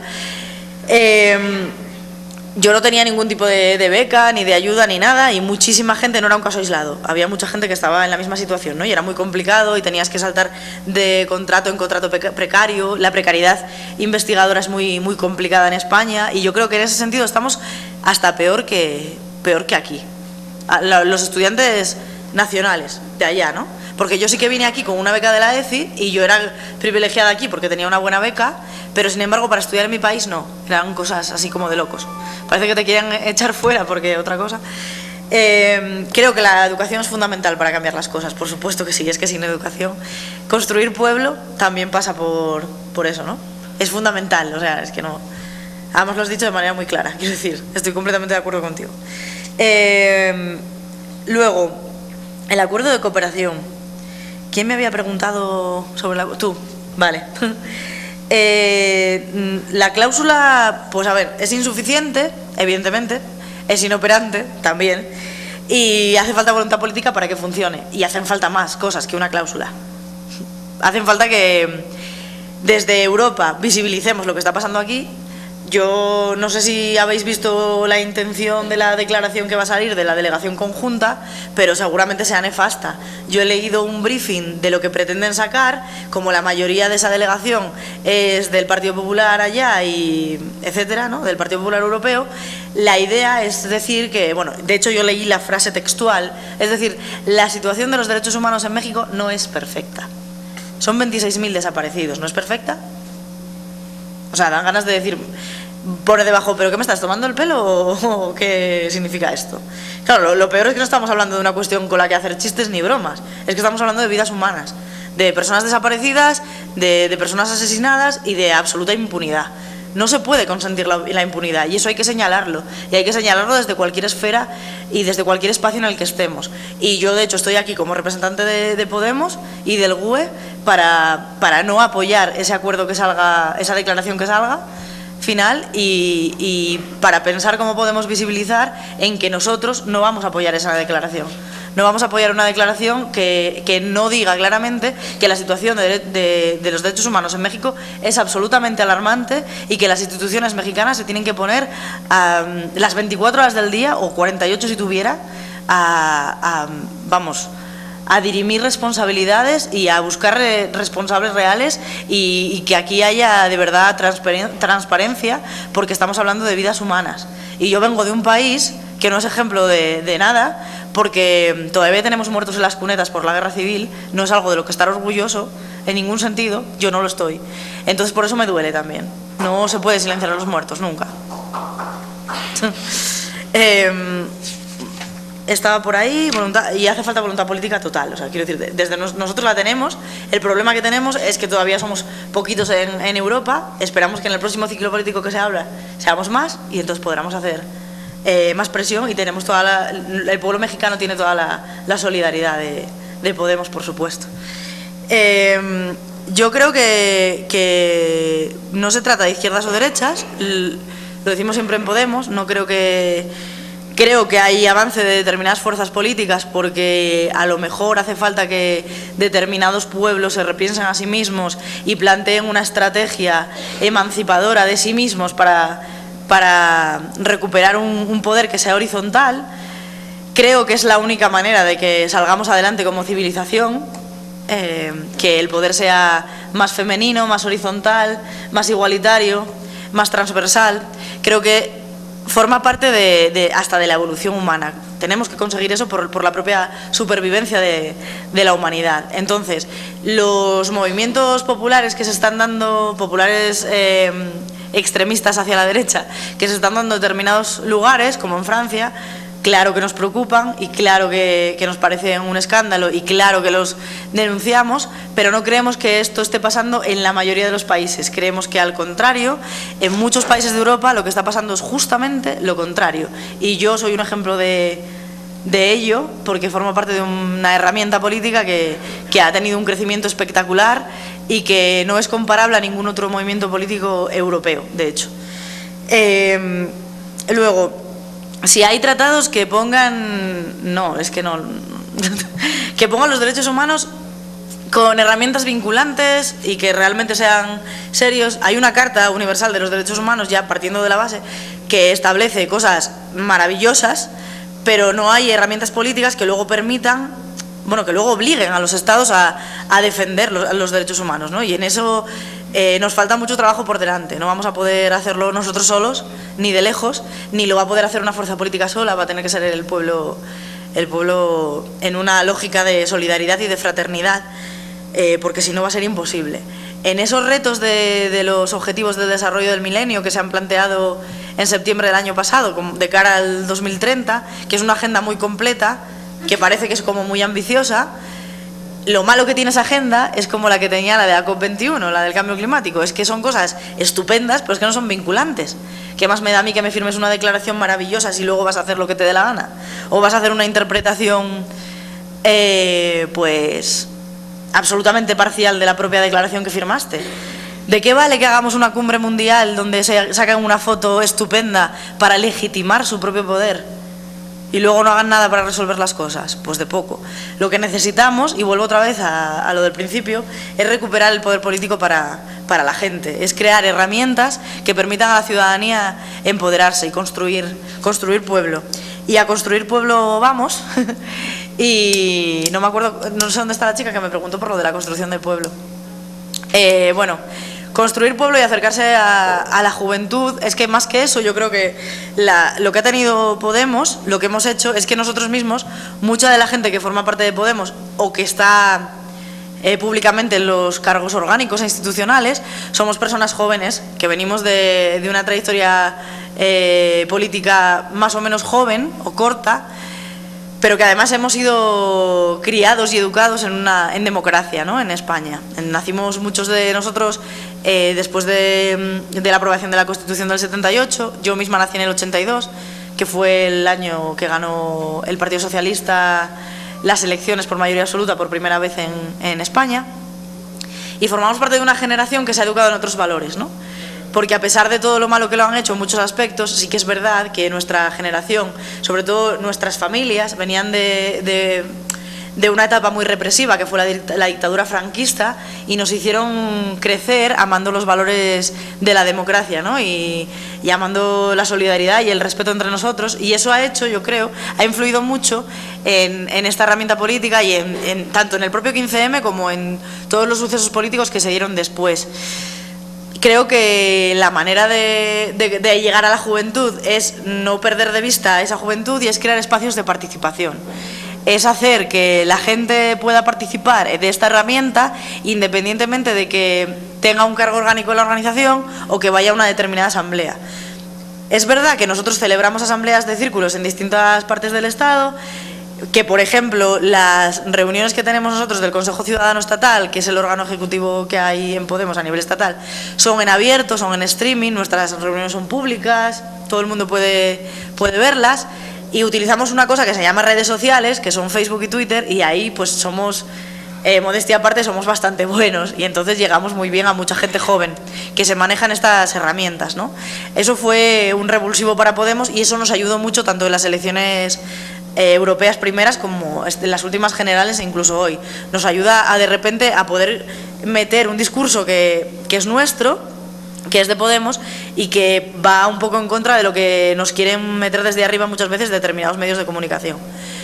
Eso nos ayudó mucho. Las redes sociales fue una de las cosas. Otra de las cosas es precisamente que las reuniones son en abierto, pero también otra es que permitir a la gente que participe de Podemos de una manera un poco libre, es decir, que no estés obligado a militar un montón, sino que puedas conciliar con tu vida laboral y familiar, porque por desgracia el trabajo es muy precario. En España no, lo de la conciliación de la vida laboral y familiar es como de Marte, entonces no hay reconocido nada de esto realmente. De hecho, el otro día, no sé si lo llegasteis a ver, pero cuando Carolina Vescansa, una de nuestras compañeras, tomó posesión de su cargo como diputada en el Congreso de los Diputados, llevó a su bebé porque estaba en lactancia, y bueno, aquello fue un escándalo total. Es que les parecía que era, vamos, darle el pecho a una criatura, que era una cosa de locos, porque, vamos, es que debe ser que ellos programan a los bebés para darles de comer, porque yo no lo entiendo. Pero vamos, esto nos lo dijeron, ¿no? Y nos dijeron muchas barbaridades. Yo me acordé de mí misma de pequeña. Mis padres tienen una pescadería pequeña en un pueblo pequeño, yo soy de un pueblo pequeño del norte de España. Mis padres son trabajadores autónomos y eso significa que como no trabajen no ganan un duro. Es literal, porque además en España los trabajadores autónomos y los pequeños comercios están muy maltratados por las políticas fiscales y las políticas económicas, ¿no? Como siempre suele suceder. Entonces, cuando yo era pequeña, me pasaba muchísimas horas en la pescadería jugando incluso a las barriguitas, me ponía mi padre unos cartones en el suelo para que yo pudiera jugar y estar cerca de ellos. Y claro, yo pensaba, si esta gente veía a mis padres cómo trataban de estar cerca de mí, pues capaz que llamaban al defensor del menor a decir que eran, vamos, unos padres indecentes, ¿no? Porque Carolina Vescansa lo era por darle el pecho a la criatura. Entonces, ¿a qué voy?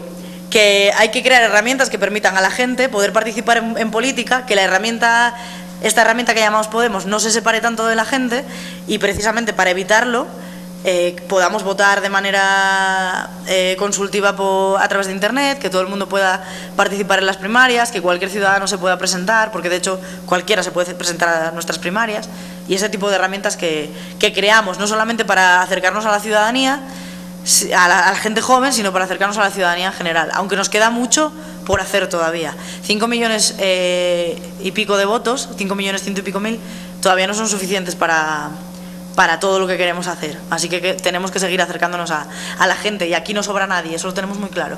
Nos da igual que en el pasado hayan votado al PP o a quien fuera, aquí nos importa que seamos más cada vez y que tengamos una concepción de pueblo real para ir hacia otro tipo de modelo que permita a la gente vivir mejor. Vamos con la tercera y última ronda de preguntas, por favor. Y también, por favor, pasen el micrófono de este lado, porque ya hay manos levantadas desde hace tiempo, ¿no? Bueno, para ser rápidos en esto, mi nombre es Eider. ¿Sí? Eider y soy artesano. La pregunta es la siguiente, y bueno, tal vez sea un poco redundante en esto. El escenario parlamentario sobre los derechos humanos, el rescate del recurso inmaterial e histórico a través de la reculturalización. Ese es más que nada la pregunta, el escenario parlamentario sobre los derechos humanos y el rescate de los recursos inmateriales e históricos a través de la reculturalización.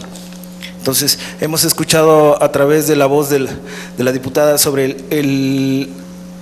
la violación sistemática a los derechos humanos, de cómo es el Estado que utiliza todo su órgano de Estado para hacerlo sistemático. Nosotros los artesanos llevamos 3 meses en un plantón y hicimos una denuncia ante CONAPRED y es de vital importancia recalcarlo, ¿no? Nuestro país es un claro ejemplo del analfabetismo, en el analfabetismo de Estado, ¿no? Entonces, ¿cómo es posible de que un Estado use un vocabulario como inventando palabras como ocultamente, como fuego amigo, como una verdad histórica, como bueno, que es que no se cansan? Entonces, ¿cuál es ese escenario parlamentario sobre los derechos humanos en cuanto al uso sistemático, la violación sistemática? Porque el Estado sabe realmente a quién viola sistemáticamente sus derechos y aún exhibiendo su analfabetismo, ¿no? O sea, inventar palabras, como ya hemos mencionado, ¿no? Entonces, ese rescate inmaterial e histórico a través de la reculturalización de nuestros pueblos, ¿no? Entonces, es importante destacar que hoy el artesano, lejos de, en inclusión con la voracidad con la que se está, como el mercado está invadiendo a todo el mundo. Entonces, ¿qué pasa con nosotros, con nuestro legado cultural? Que hoy en día, así como son analfabetas inventando palabras, inventan una nueva para nosotros y nos etiquetan como folclóricos, donde toda esa raíz cultural lo único que quieren hacer es la depredación sistemática, pues, es tenernos en las vitrinas, ¿no? Tan es así que nosotros los artesanos, siendo indígenas, siendo afrodescendientes, siendo huicholes, siendo nahuas y haciendo una denuncia, el Estado responde ocultamente. Y el Estado nos dice que nosotros no hacemos bien los trámites. Nosotros no hacemos trámites, ¿verdad? Bueno, y la postura del partido en cuanto a persecución y asilo al activismo humano. Muy bien, reculturalización, sí, y la postura de Podemos en torno a la persecución al activismo político. Hola, Estefanía. Mi nombre es Elliot. Hablando en materia de derechos humanos, se podría decir que Derechos Humanos nada más emite recomendaciones. Como bien lo mencionaste, la facultad, bueno, o lo que tú quieres en sí es que México cumpla con esos derechos humanos que nosotros tenemos plasmados, ¿no? Mi pregunta es, si el poder político le da la facultad de llevar a cabo, de realizar esos derechos humanos, ¿crees que todo esto llega a cambiar?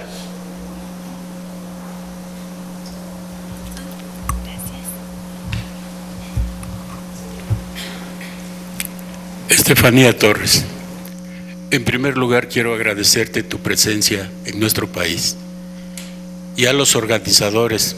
Veo que aquí está un destacado hijo de un amigo, senador de la República, Alejandro Encinas, y ojalá se llevara este foro a las universidades. Yo soy egresado del Instituto Politécnico Nacional. Esta institución la fundó mi general Lázaro Cárdenas. Mi general Lázaro Cárdenas, michoacano, veía las relaciones fundamentales entre México y España, porque veía que la educación de los niños mexicanos era importante.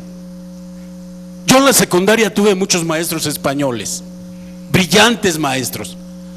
Yo os pediría a vos que esos brillantes maestros españoles vinieran a México, pero es importante fortalecer los convenios educativos, porque los que hemos egresado, o soy egresado del Instituto Politécnico Nacional, vemos que la educación es la base fundamental del progreso y bienestar del pueblo, porque la soberanía radica en el pueblo.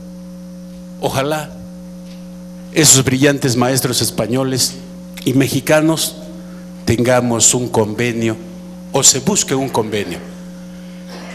Yo hace muchos años, cuando egresé del Politécnico, antes de titularme, quise hacer una maestría, un doctorado en España, pero no para que me metieran a la cárcel, porque he trabajado con honestidad y queremos que muchos funcionarios mexicanos trabajen con honestidad, rindan cuentas y sean grandes aliados del pueblo de México, porque la soberanía radica en el pueblo.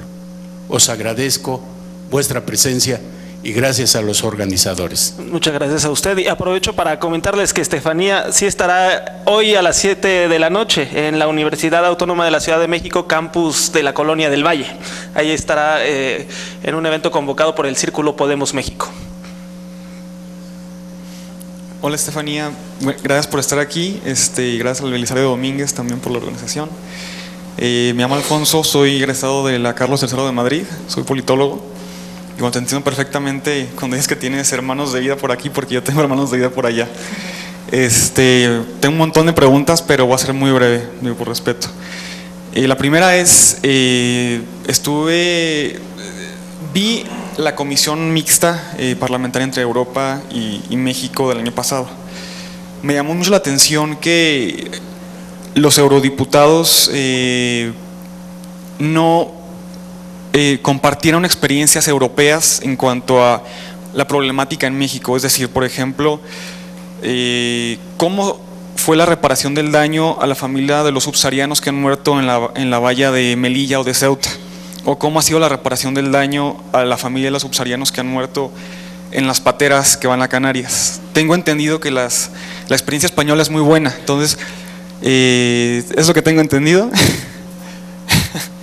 Entonces me gustaría pedirte, tú como integrante de esta comisión mixta, que bueno, también es importante la solidaridad y la presión, pero también es muy importante el compartir las experiencias que han tenido ustedes, porque también ustedes tienen la problemática de la inmigración siria, la inmigración de Medio Oriente, Grecia, es una problemática muy fuerte.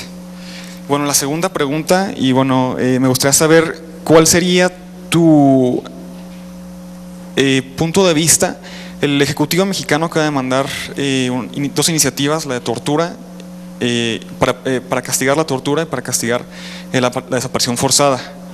¿Cuál sería tu punto de vista? ¿Qué nos podrías compartir en esos temas? Gracias.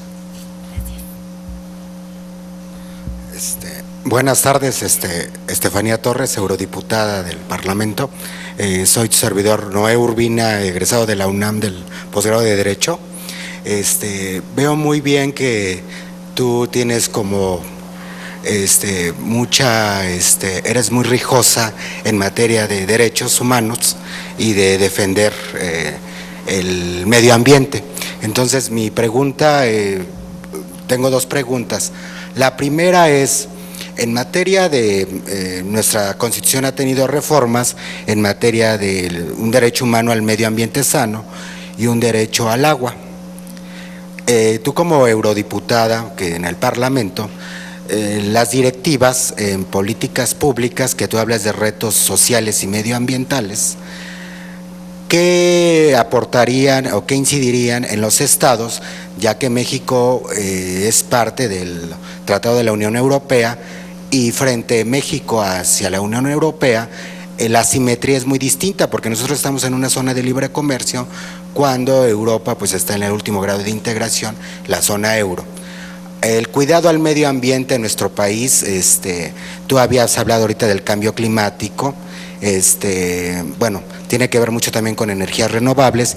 ¿Qué aportaciones con el Tratado de la Unión Europea, las directivas europeas que también obligan a los estados partes de la Unión Europea, esa multilateralidad en los tratados con nuestro país, con México y con Sudamérica, con el Mercosur?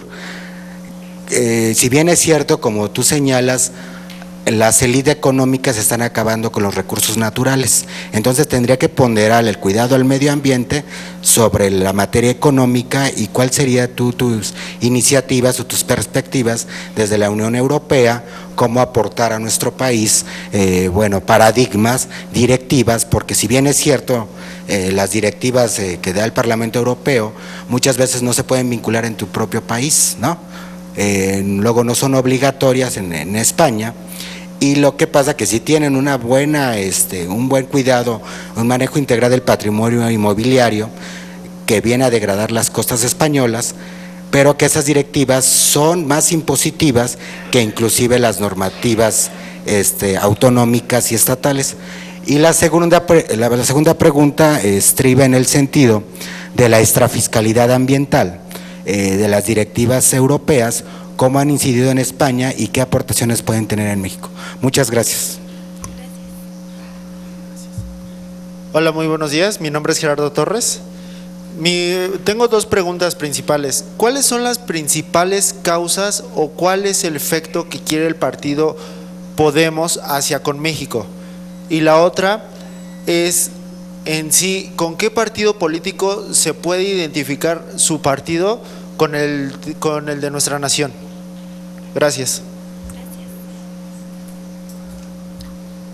Buenas tardes a todos ustedes, buenas tardes al Presidium y a la representante de Podemos. Quiero felicitarla, pero también a la vez no sé si realmente están haciendo el trabajo, lo que comenta, o nada más vienen a hacer aquí publicidad aquí en México. ¿Por qué? Porque sabemos de hecho, y tú que estuviste aquí en México, sabes las carencias, cómo vive México, y también sabemos qué necesidades hay en España, igual que aquí en México, y casi la mayoría de los partidos y los funcionarios no hacen su trabajo como debieran de hacer. Así que les pido a cada uno de ustedes como representantes de organizaciones sociales, porque yo soy representante, Andrés Amaro Rocha, de CADEN contra los abusos de los derechos humanos en México. Tenemos varios programas sociales para la sociedad civil y estamos trabajando con ellos, y no es publicidad, les aclaro, si no lo estamos haciendo pueden checar nuestro Face, CADEN contra los abusos de los derechos humanos en México. Y creo que cada uno de nosotros nos corresponde hacer lo que debemos de hacer como ciudadanos y parte de la sociedad civil. Muchísimas gracias y muy amables. Y la última pregunta. Hola, buenas tardes, diputada. Soy Hugo García, estudiante de Derecho. Y yo más tengo una duda y una pregunta. ¿Tiene fuerza jurídica los derechos humanos en el Parlamento Europeo?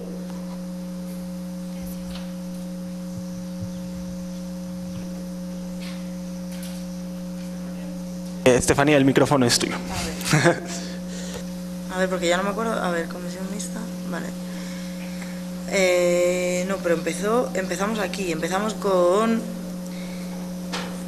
cómo se puede corregir, creo que era la primera, cómo se puede ayudar a corregir la situación de derechos humanos a través del rescate de los recursos humanos y demás, ¿no? Que la comentó el amigo Artesano, de eso sí me acuerdo. El escenario parlamentario de los derechos humanos es un desastre. Es un desastre porque se aprueban declaraciones muy bonitas pero que no son luego vinculantes. ¿Qué más da que hagan? O sea, vuelvo a lo de antes, que lo que decía él va a ser va a ser redundante. Sí lo es, porque se aprueban declaraciones maravillosas en convenios muy grandilocuentes, que creo que eso sí que hacen publicidad, pero bueno.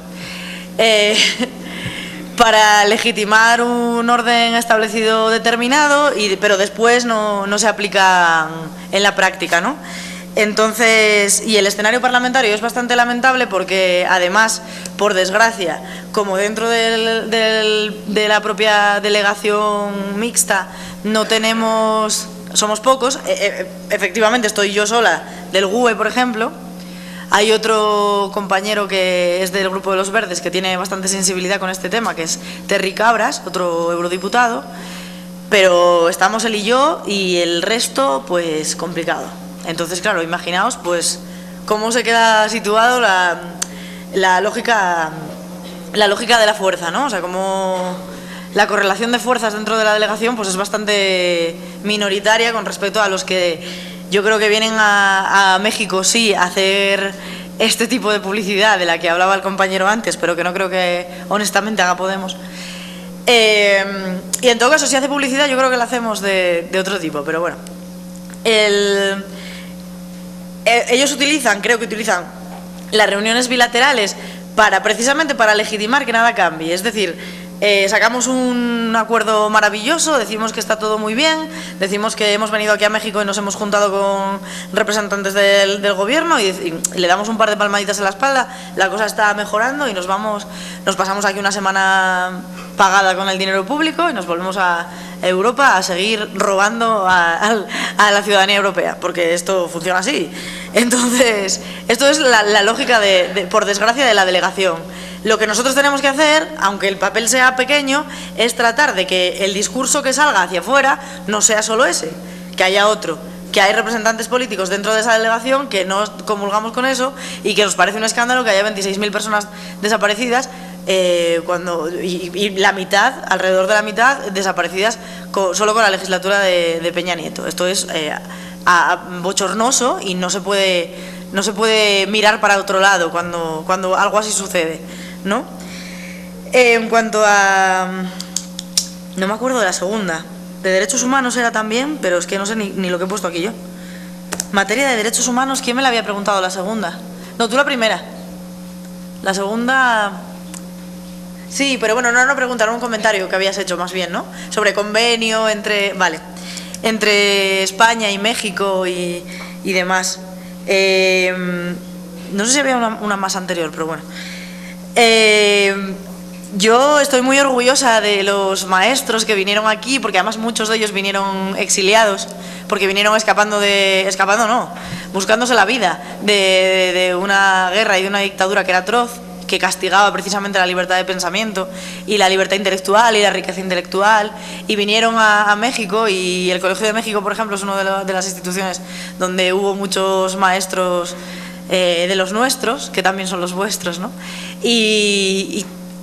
Y es que estoy completamente de acuerdo en todo lo que dijiste. Es decir, creo que es fundamental seguir tejiendo redes dentro de las propias instituciones y más allá de ellas, redes de fraternidad y de hermandad, y que permitan que la excelencia académica sea eso, ¿no? El compartir conocimientos, e incluso más allá de las propias instituciones, ¿no? Que la universidad llegue a ser realmente popular. Es decir, que consigamos que la gente... Había una cosa muy bonita que pasaba en España, en la República, para mí pues probablemente una de las mejores épocas de la historia, reciente de España, pero de las mejores, ¿no?, del siglo pasado.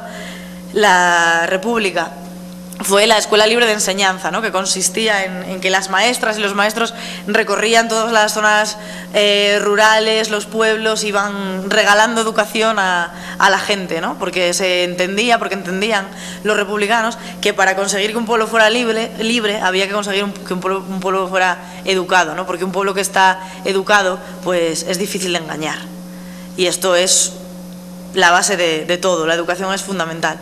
Y sí que hay muchísima hermandad entre los dos pueblos, sí que precisamente hay instrumentos que están creados para que nos pueden permitir tejer esas redes, pero habría que ir más allá y facilitar todavía más las estancias de investigación entre los distintos países, redes de investigación que permitiesen a nuestros investigadores estar aquí y allí, a nuestros profesores, o sea, que realmente, y que las estancias fuesen realmente dignas y que todo el mundo pudiera tener acceso a ellas, ¿no?, para poder vivir la experiencia de estar en Europa como la que viviste tú y dejaste allí hermanos como yo los dejé aquí, ¿no? Y yo creo que eso es muy importante, o sea, es básico para fortalecer precisamente la fraternidad y la solidaridad entre los pueblos.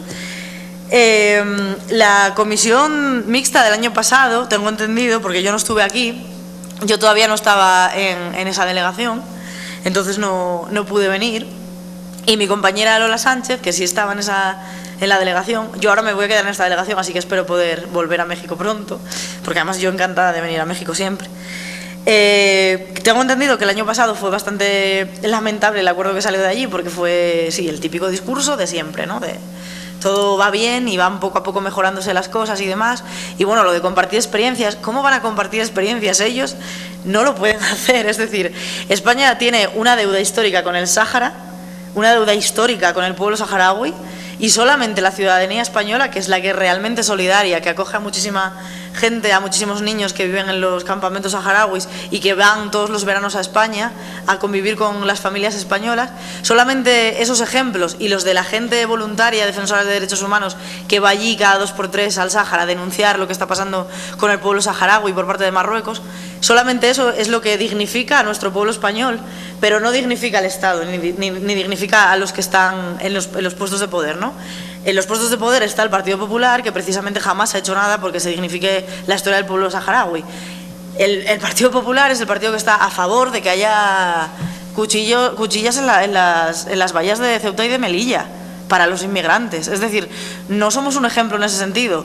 Como pueblo podemos serlo porque creo que somos bastante solidarios, pero desgraciadamente quienes están en las instituciones por arriba y en el gobierno no reflejan lo que es la ciudadanía española y desde luego no defienden los derechos humanos, con lo cual no van a reconocer nunca en una institución pública que dejamos bastante que desear y que hay muchas cosas que mejorar también allá, y que para compartir experiencias hay que tener también voluntad de eso, hay que compartirlas, pero precisamente para corregir todos estos errores. ¿Qué pasa? Que ellos no quieren hacerlo, tampoco les interesa en exceso. O sea, está claro que no legislan para proteger los derechos humanos, o sea, lo hacen para proteger los intereses de las grandes corporaciones que muchas veces van en contra del derecho a la tierra y el territorio, por ejemplo, de muchos pueblos.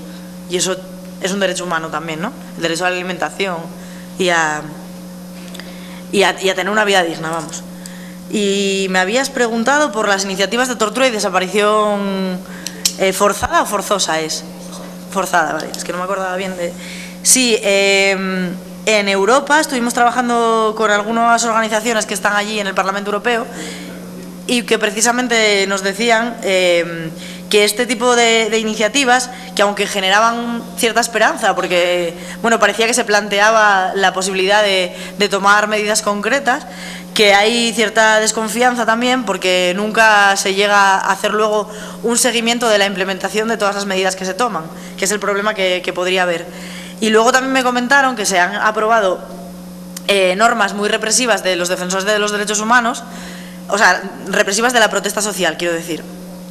Entonces esas normas represivas de la protesta social no vienen a facilitar el trabajo que hacen las organizaciones de derechos humanos, ni vienen a facilitar que se esclarezcan los procesos de violencia que ha vivido el país.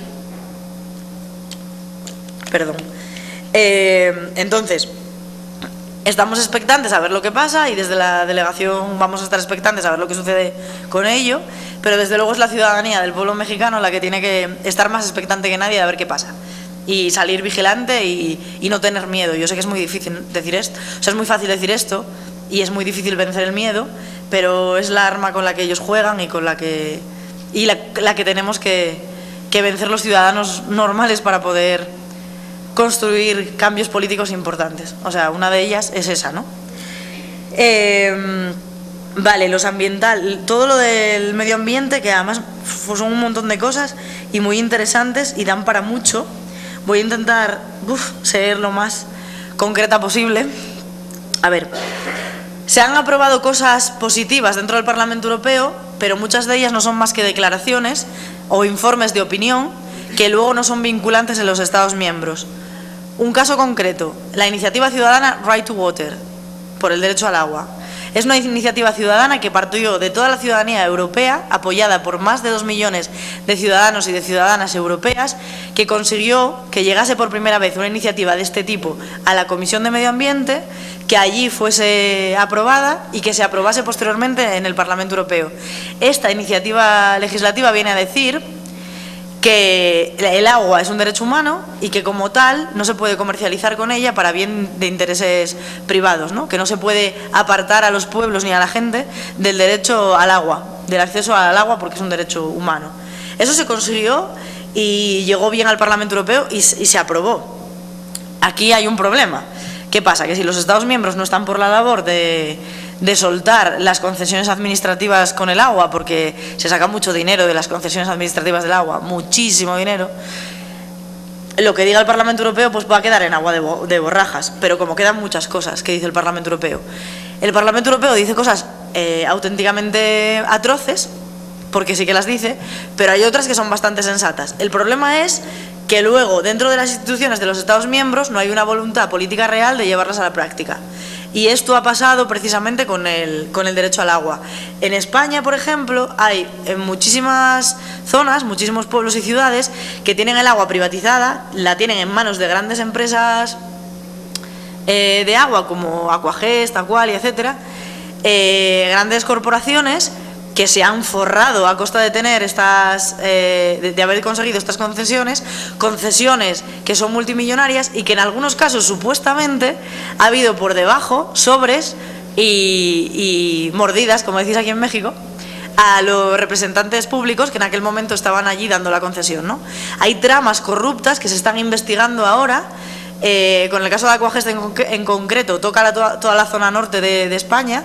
Entre una de esas zonas es Asturias, de donde yo soy, y precisamente hay un alcalde que ha sido imputado ahora, Caunedo, ha sido imputado y está siendo investigado por haber dado una concesión a una de estas empresas del agua, porque se supone, es lo que se dice, están viendo a ver si se prueba o no en el juicio, que este señor se gastó parte de las mordidas que supuestamente recibió en putas y varios, literalmente.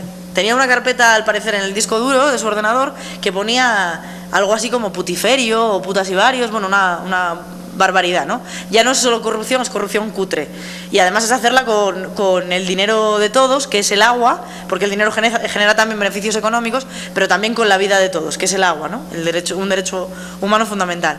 A lo que iba es, Europa puede aprobar cosas estupendas, pero hay que conseguir que sean vinculantes en la práctica. Y hay que conseguir tener poder político real en las instituciones, sobre todo en las instituciones más cercanas al ciudadano, que en este caso son precisamente las municipales, como con el tema del agua. Una de las cosas que pasó en Europa hace poco tiempo, bueno, esta misma semana a la Comisión se le ocurrió, estas semanas atrás, se le ocurrió una idea brillante, que es que después del caso Volkswagen, que ha estafado a millones de ciudadanos en el mundo, en concreto en España estafó a unos cuantos, porque tenía un trucaje, se dice que tenía un trucaje en las emisiones de gases a la atmósfera, los vehículos de Volkswagen, que gracias a este trucaje ellos contaminaban más, los vehículos contaminan más de lo que realmente decían que contaminaban, ¿no? Ellos decían que contaminaban tanto, no sé decir las cifras de memoria porque no me las sé. Ellos decían que contaminaban una cifra y realmente estaban contaminando como 4 veces más, o sea, una barbaridad, ¿no?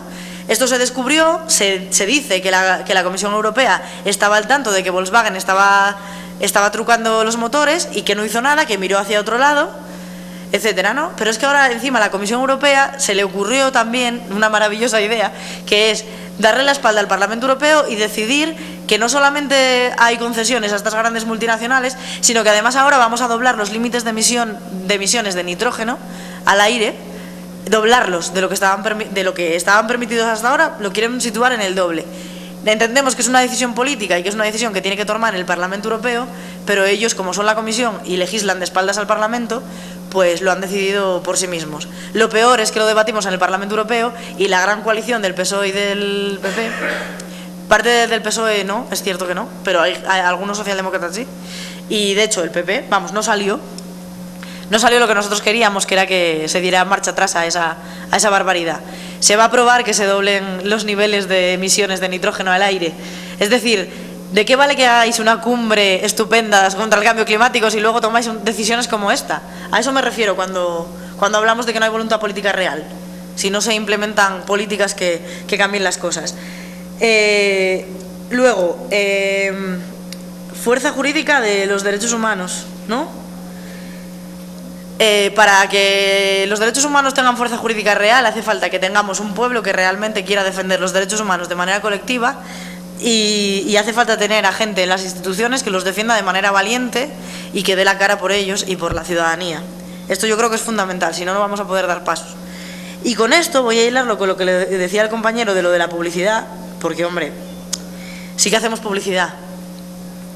Hacemos la publicidad de un movimiento popular que creemos que está consiguiendo emancipar a nuestro pueblo y del que estamos profundamente orgullosos porque ha conseguido hacer temblar los cimientos del régimen del 78 en España. Estamos profundamente orgullosos porque se han empezado a hablar de cosas en mi país que antes eran absolutamente tabú, porque han tenido que salir a dar declaraciones públicas que antes jamás hubieran pensado dar, porque nos llamaron de todo, desde frikis hasta vagos, hasta, bueno, terroristas, por supuesto, vinculación con ETA y de todo, nos dijeron que teníamos. Y sin embargo estamos ahí y vamos a darles toda la caña del mundo y más, porque no solamente se trata de decir lo malos que son ellos, sino que se trata de crear un nuevo orden a la hora de gobernar y a la hora de ejercer el poder político. Y voy a acabar ya. Un orden que sea, un poder político que sea más femenino, más horizontal, más igualitario, donde las mujeres tengamos una voz real, más conciliador de todos los tipos de la vida, donde la responsabilidad reproductiva no recaiga solamente en nosotras, sino que sea social y sea colectiva. Las mujeres no solamente somos criadoras de bebés o cuidadoras de familias, ¿no? Hacemos esa labor, pero también hacemos muchas más, y cuidar a las familias es algo que también pueden hacer los hombres, y yo sé que aquí en México cuesta mucho trabajo hablar de esto, pero lo voy a decir, o sea, voy a ser valiente y voy a decirlo. Es importante que demos esos pasos y que construyamos un pueblo que realmente sea femenino, que tenga el objetivo de empoderarse a sí mismo y que sea capaz de ver un mañana positivo, porque si somos capaces de pensar como pueblo o como pueblos hermanos, vamos a ser capaces de transformar las cosas. Estamos en un momento histórico donde la responsabilidad no es solamente estatal o de un partido político en concreto, es una responsabilidad mundial.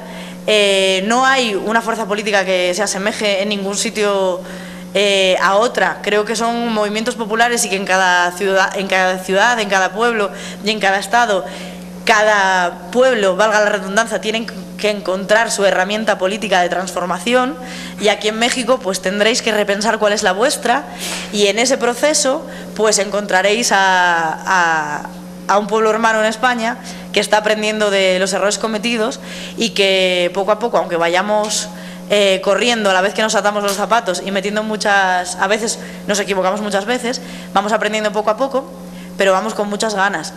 Venimos de muy lejos y vamos muy lejos, vamos despacio por eso, pero tenemos claro hacia dónde vamos y queremos construir otro tipo de orden mundial que sea más justo y más solidario. Yo os agradezco mucho esta invitación y de verdad que siga el diálogo y siga el encuentro y siga la fraternidad y la solidaridad entre los pueblos.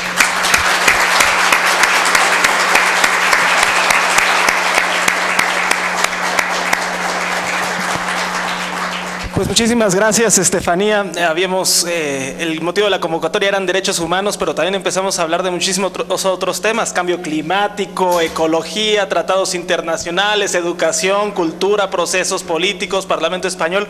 Y creo que es muy importante porque, como bien sabes, hoy nuestra Constitución cumple 99 años. Estamos a un año de su centenario y hay que colocar en el centro del debate esta Constitución, este pacto fundacional. ¿Qué tipo de país somos y qué tipo de país aspiramos a ser?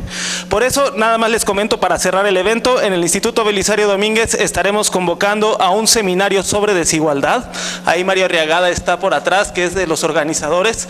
Lunes con lunes va a venir un especialista, el propio Gerardo Esquivel, Juan Carlos Moreno Brid, Ross, ¿quién más está, Mario, por ahí? A ver, rapidísimo, para hacer un comercial rapidísimo de las próximas actividades del Instituto Belisario Domínguez. Mario Arriagada, que está coordinando el seminario. Perdón por la climática de es solo un seminario que consideramos útil y valioso. Por eso los queremos invitar. Es un poco técnico, pero para todo el staff del Senado están invitados. Si hay interés de algún externo, hay unos poquitos lugares. Van a venir los mejores economistas de la CEPAL, del Colmex, vienen 3 profesores. Vamos a discutir durante 3 meses cómo medir la desigualdad, después distintos tipos de desigualdad y finalmente cómo combatir la desigualdad. Es todos los lunes como un seminario informal de charla en una mesa redonda. La idea es llegar ya con los artículos leídos para discutir a fondo lo que se está proponiendo ahorita mientras hablamos en estas cosas. Entonces el Belisario Domínguez quiere como traer ese conocimiento experto y hacer de todos en estas charlas de todos los lunes de 12 del día a 2 de la tarde. Si se quieren apuntar, voy a estar allá atrás. Muy bien, muchas gracias, Mario. Perdón. Y el lunes 22 de febrero tendremos también un seminario sobre educación sexual. Vendrán especialistas de Cuba, Argentina, Colombia y de otros países de América Latina. Pues muchísimas gracias por todo y esperamos verlos pronto por aquí.